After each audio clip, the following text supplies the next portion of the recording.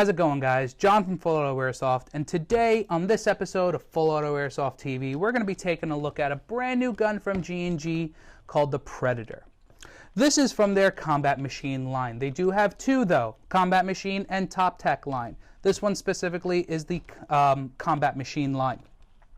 So I love the way this gun looks. With the whole new design that they did on the front of the rail and how it kind of sits flush with the front of the barrel, it's an awesome look. And I know this is going to definitely be a remembered look of all time. But we're here today to figure out what it does and what it will do for you and what it comes with. So we're going to start from the back and work our way forward. On the back here, it's a new stock that G&G released. The initial release on it was with the SR series of guns, which are right behind me. It's a really neat stock. So it's a crane stock, and it's got a cool little hidden compartment right there for any batteries that you want to store, CR123s for flashlights, PEC boxes, anything like that. The other really neat thing is how it opens up. I do always have a little bit of trouble with it because I got no nails, but right on the top, there's a little button. Push the button in, and it slides over, accessing the back of the gun. Gives you the two crane stock ports that you need for your batteries, and then in the middle is the wire, just like any other crane stock design. But the nice thing is, you can't lose the end of the buttstock because it's still attached. It's great. So, once you put your battery in, lock it in place, it goes nowhere. Now, the other really neat thing is they actually have a locking mechanism in it. So when you unlock it to adjust it where you want, it will still slide if you put enough force on it. But once you lock it, it goes nowhere. And it doesn't really move as well. It's a really nice sturdy stock. So that's as far as the back end goes, and I'm loving that so far. The next big thing is they actually updated their Sling Point. So on the new Sling Point, they have completely ambidextrous. So it's got one on both sides for lefties and righties. Moving a little on forward, the new charging handle is really, really nice. It's also ambidextrous. It allows you to pull it back from either side. And on this specific model, the charging handle does open up the charge port. So that allows you to pull back and adjust your hop up.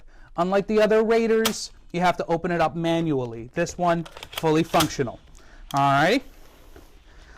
Moving on a little more forward, we'll stay with the upper receiver and then go to the lower. So it's got flip-ups, front and rear. Really nice design, very nice and slim. And it says G&G Armament on the front of them, which is a cool little touch. It's got the monolithic rail all the way across the front. Really nice design so that you don't have to worry about that little hump in between the body and the rail system itself. And then coming all the way to the front end, it's got a keymod rail. The keymod rail gives you side and bottom, which is really nice for any additional accessories you want to put. Or if you stop by our shop, we offer accessories specifically for keymod rails. We've got vertical grips, we've got rail covers, and we actually just got in a brand new angled grip. Really neat design. Check out our Facebook, we posted pictures up there. Going to the lower receiver, they put a new pistol grip on. This was originally introduced on the SR series of guns as well. It's a ergonomic grip, very, very comfortable. Moving forward from there, it's got an ambidextrous mag release. I don't know if you picked up on the trend. This gun's starting to be a little more ambidextrous. Charging handle, sling plate, mag release. I know. So, you can release the mag from both sides. The bolt catch is still not functional, and the forward assist is still not functional. But those aren't things you really need to play. Alrighty, so they did do a single-sided selector. They haven't done an ambidextrous selector. That's a little different. But from there, the body is polycarbonate. The rail is full metal. It's actually an anodized, they state a hard anodized rail, which pretty much means it's going to be a little more durable. But the polycarbonate body does not feel polycarbonate.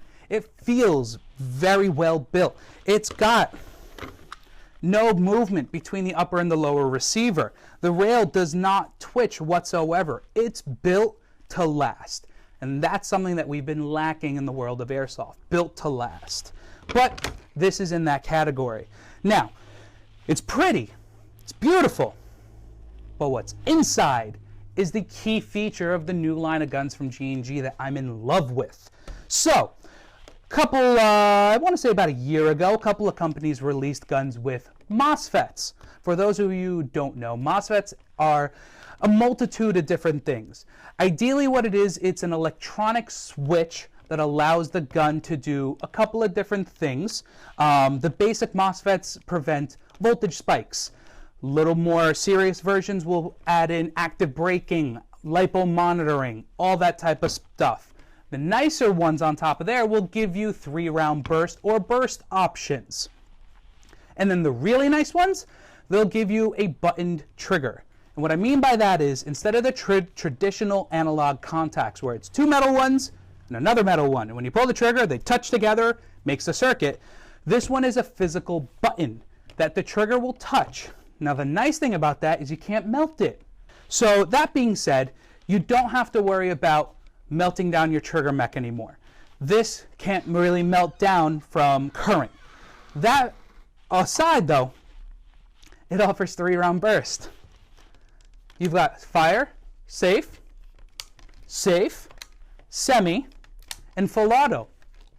If you put it to semi and hold the trigger for 10 seconds, it will actually switch full auto to 3-round burst. Awesome feature. If you want to go back though, all you got to do is unplug the battery, wait a couple of seconds, plug it back in. If you just unplug and plug back in, it will actually hold it and it won't go back to full auto, it will stay on 3-round burst. Other than that, it does have a Lipo monitoring system in here. I did look in the manual and I did see it. I haven't fully checked out how it works yet though, but that is something to look forward for. Other than that, it does do full rotations. So that's one of the things that I've always liked, is a unit that does a full rotation no matter how little you pull the trigger. So if you tap the trigger, blow on the trigger, whatever you want to do, it will always fully rotate so the spring sits in its forward position at rest. So when you go from full auto or 3-round burst, if you just tap it, if you set it to 3-round burst and you tap the trigger, doesn't matter how little it is, it will continue to do all 3 rounds until it's done.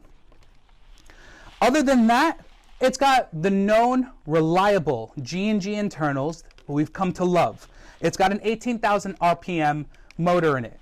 It's got a brass 608 barrel, which isn't the greatest, but it's not bad. It holds up for what it is.